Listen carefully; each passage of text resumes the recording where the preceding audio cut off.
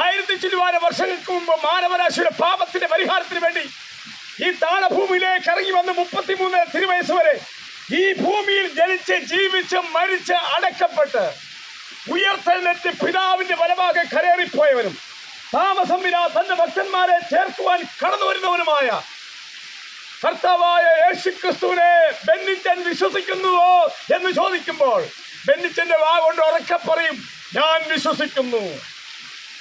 വിശ്വസിക്കുന്നവരെ സ്നാനപ്പെടുത്തണമെന്ന ദൈവത്തിന്റെ വചനത്തിന്റെ ആജ്ഞയാലും ബെന്നിച്ചന്റെ സാക്ഷിയിൽ വചനത്താലും ഞാൻ ബെന്നിച്ചനെ ഈ നദിയിൽ ജലത്തിൽ മുക്കി നിമജ്ജന സ്നാനം കഴിപ്പിക്കുന്നു എന്നതാണ് സ്നാനത്തിലൂടെ ഞങ്ങൾ ലോകത്തോട് പ്രഖ്യാപിക്കുന്നത്.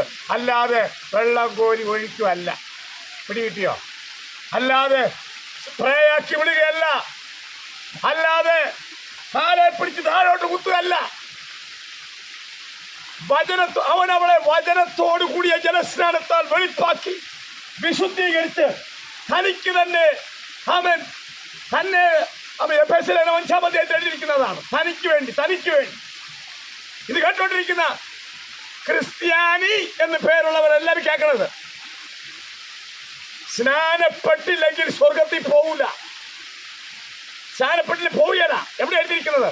റോമാലേഖനം 6-ാം അധ്യായത്തില് 5-ാം അധ്യായം മുതൽ വായിച്ചു. 6-ാം അധ്യായത്തിന് 4-ാം വാക്യത്തിൽ നിങ്ങൾ പരിശോധിക്കണം. എന്താ എഴുതിയിരിക്കുന്നത്? അവന്റെ മരണത്തോട് ഏകീഭവിക്കുന്നതായ സ്നാനത്തിൽ, ആ ശുശ്രൂഷയിൽ നിങ്ങൾ പങ്കെടുത്തില്ലെങ്കിൽ അവന്റെ പുനരുത്ഥാനത്തോട് ഏകീഭവിക്കുകയില്ല. എന്നെ കേൾക്കുന്ന സുഹൃത്തുക്കളെ, അവന്റെ പുനരുത്ഥാനത്തോട് ഏകീഭവിക്കണോ എന്ന് പറഞ്ഞാൽ നിങ്ങൾ സ്വർഗരാജ്യ പ്രവേശനം സാധ്യമാക്കണോ? യേശുക്രിസ്തു ഉയർത്തെഴുന്നേറ്റപ്പോൾ രൂപാന്തരപ്പെട്ട ശരീരമായിരുന്നു എന്ന് പറഞ്ഞാൽ ആ ശരീരത്തിന് ഒരു വീടിനകത്തേക്ക് വാതിൽ തുറക്കാതകത്ത് പ്രവേശിക്കാൻ കഴിയും. ദാറ്റ് ഈസ് ദ പുനരുത്ഥാന ശരീരം. എന്നെ കേൾക്കുന്ന സുഹൃത്തുക്കളെ, ആ പുനരുത്ഥാന ശരീരം മരണത്തിന് ശേഷം നമുക്ക് ലഭിക്കും ദൈവം വച്ചിരിക്കുന്നതാണ്. ഞാനും നിങ്ങൾ ക്രിസ്തുവിൽ വിശ്വസിക്കുന്ന വ്യക്തിയാണെങ്കിൽ നിങ്ങൾ മരണാനന്തരം അവന്റെ പുനരുത്ഥാനത്തോട് ഏകീഭവിക്കുന്ന ആ ശുശ്രൂഷയിൽ കൂടെ കടന്നു വന്നതിനാൽ നിങ്ങൾ സ്വർഗരാജ്യ പ്രവേശനം ഈസി ആയിട്ട് സാധ്യമാക്കാൻ കഴിയും. കർത്താവായ യേശുക്രിസ്തു ഉയർത്തെഴുന്നേറ്റപ്പോൾ അതേ ശരീരമാണ് നാമും പ്രാപിക്കാൻ പോകുന്നത്. അതുകൊണ്ടാണ് റോമാലേഖനം 6-ാം അധ്യായത്തിൽ എഴുതിയിരിക്കുന്നത്, അവന്റെ സ്നാനത്തോട് കൂടെ അവനോടുകൂടെ കുഴിച്ചിടപ്പെടുക. ഈ വെള്ളത്തിന് അളകത്തേക്ക് പോകുമ്പോൾ നിങ്ങൾ കുഴിച്ചിടപ്പെടുകയാണ്. You are going to be a burial service. Okay, നിങ്ങൾ ഈ വെള്ളത്തിനകത്തുനിന്ന് മുകളിലേക്ക് വരുമ്പോൾ നിങ്ങൾ പുതിയ മനുഷ്യനായി, പഴയത് കഴിഞ്ഞു പോയ മനുഷ്യനായി. എടുത്തു പറയേണ്ട ഒരു കാര്യം, ഈ ജഡത്തിന്റെ അഴുക്ക് കളയാൻ വേണ്ടി ആയിട്ടല്ല, ജഡത്തിന്റെ അഴുക്ക് കളയാൻ സന്തൂറുണ്ട്. ജഡത്തിന്റെ അഴുക്ക് കളയാൻ സന്തൂറുണ്ട് കേട്ടോ. ജഡത്തിന്റെ അഴുക്ക് കളയാൻ സന്തൂറ്, ജഡത്തിന്റെ അഴുക്ക് കളയാം.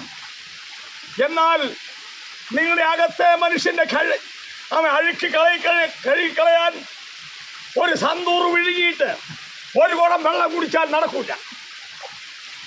നിങ്ങളുടെ അകത്തെ മനുഷ്യന്റെ അഴുക്ക് കളയാൻ, എല്ലാ പാപത്തെയും പോക്കുന്ന, സകല രോഗങ്ങളെ സൗഖ്യമാക്കുന്ന, കുറച്ചുകൂടെ കടത്തി പറയട്ടെ, യേശുക്രിസ്തുവിന്റെ രക്തം നിങ്ങളുടെ സകല പാപവും പോക്കി നിങ്ങളെ ശുദ്ധീകരിക്കും. അതുകൊണ്ട് സർപ്പസന്തതികളെ വരുവാനുള്ള കോപത്തിൽ നിന്ന് തെറ്റി ഒഴിയാൻ, വെള്ളത്തിലേക്ക് ഇറങ്ങാൻ എന്നാ നാണക്കേട്.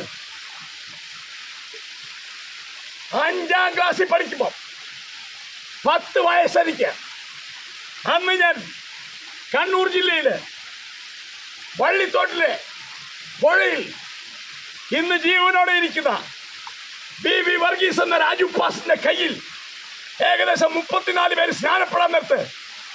ഈ ചെറിയ ബാലകനായി അന്ന് എനിക്ക് ആ വെള്ളത്തിൽ നിമഞ്ജന സ്നാനം ചെയ്യാൻ കർത്താവ് അവസരം നൽകി.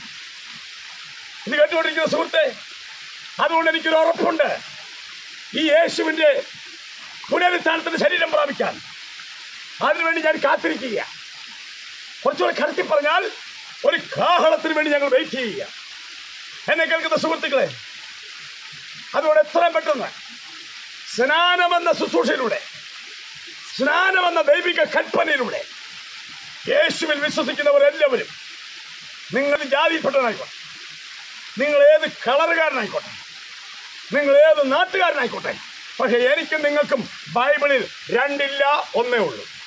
അതുകൊണ്ട് എത്രയും പെട്ടെന്ന് ഏതെങ്കിലും ഒരു ആരോഗ്യമുള്ള ഉപദേശം കണ്ടിട്ട്, ആരോഗ്യം ഞാൻ പറഞ്ഞത് നിങ്ങൾ വെള്ളത്തിൽ ഒഴുകി പോകാതിരിക്കാനാണ് കേട്ടോ. ഏതെങ്കിലും ഒരു ഉപദേശം കണ്ടിട്ട് എനിക്ക് സ്നാനപ്പെടണം എന്ന് പറഞ്ഞാൽ മതി. ആ സ്നാനപ്പെടാൻ സ്നാനാർത്ഥികളുണ്ടെങ്കിൽ സ്നാപകന്മാർ നിങ്ങളുടെ അടുക്കലൊക്കെ ഉണ്ട്. ഒരിക്കൽ മന്ത്രിയായിരുന്നൊരു മനുഷ്യൻ, അദ്ദേഹം മന്ത്രിയാ, ധനകാര്യ വകുപ്പ് കൈകാര്യം ചെയ്തൊരു മന്ത്രി. ചില ആൾക്കാർ പറയുന്നത് പെന്തക്കോസിൽ കൂടാൻ വേണ്ടിയാ സ്നാനപ്പെട്ടത്. അല്ലല്ല, ഞാൻ യേശുവിനോട് കൂടെ ചേരുവാനാണ് സ്നാനപ്പെട്ടത്. ഈ ധനകാര്യ വകുപ്പ് മന്ത്രി ഒരു ദിവസം വണ്ടിയിൽ ഇങ്ങനെ പോയിക്കൊണ്ടിരിക്കുക.